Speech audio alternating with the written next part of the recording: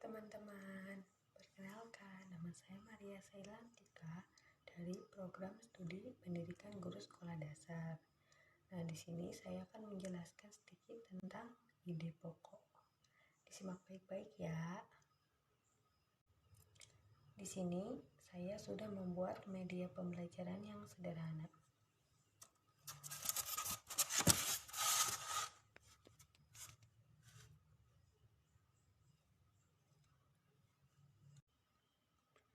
Baik, seperti yang saya bilang tadi bahwa saya akan membahas tentang ide pokok. Nah, materi ini tuh merupakan materi kelas 5 SD, tema 1, subtema 1. Di sini saya sudah menyediakan satu paragraf.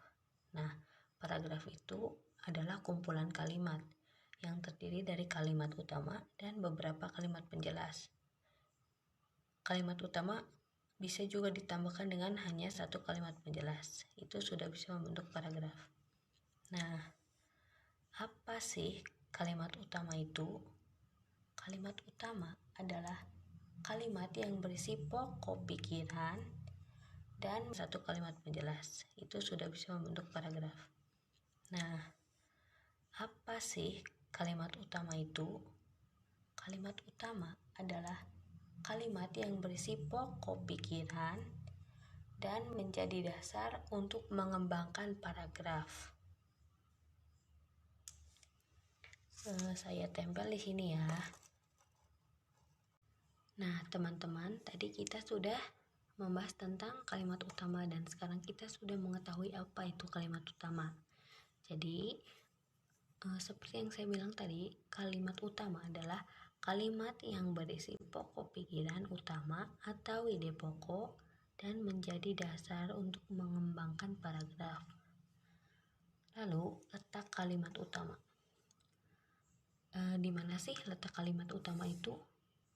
Jawabannya tidak pasti, karena kalimat utama itu bisa terletak di awal, di akhir, atau di awal dan di akhir. Ini nanti akan saya tempelkan. Sekarang kita tahu kalau kalimat utama bisa terletak di awal paragraf, di akhir paragraf, dan di awal dan di akhir. Nah, teman-teman, karena di sini saya menyediakan paragraf yang hanya terdiri dari 2 kalimat, jadi kita pasti lebih mudah mencari kalimat utamanya. Coba yang mana kalimat utamanya? Otot disebut alat gerak aktif karena otot memiliki suatu senyawa kimia yang membuatnya dapat bergerak, atau pada saat menempel pada tulang bergerak, otot tersebut akan membuat tulang bergerak. Ya, betul sekali. Kalimat utamanya adalah kalimat otot disebut alat gerak aktif karena otot memiliki suatu senyawa kimia yang membuatnya. Kita sudah menemukan kalimat utama dari paragraf di atas.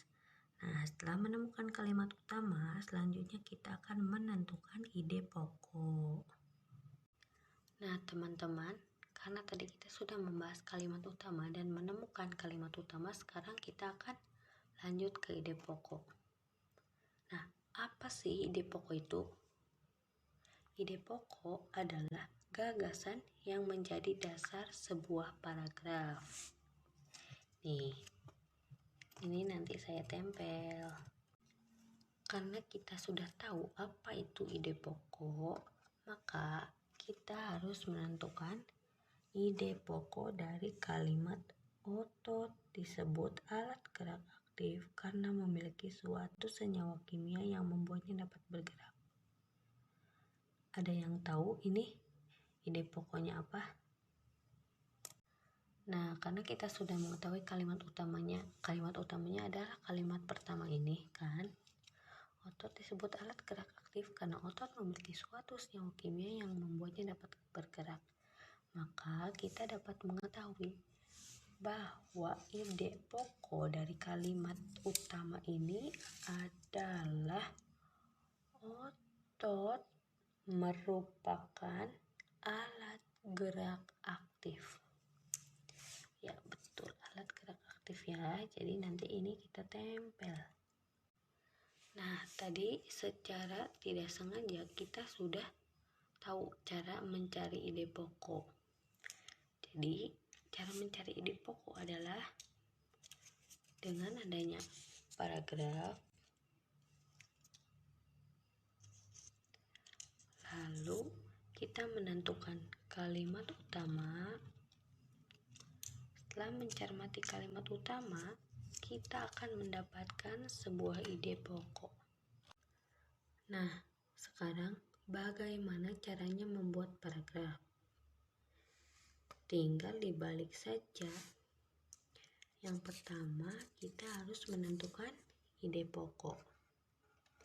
Setelah kita membuat ide pokok, kita harus membuat kalimat utama dan beberapa kalimat penjelas atau kalimat pengembang. Nah, setelah kita membuat kalimat, akan jadilah sebuah paragraf.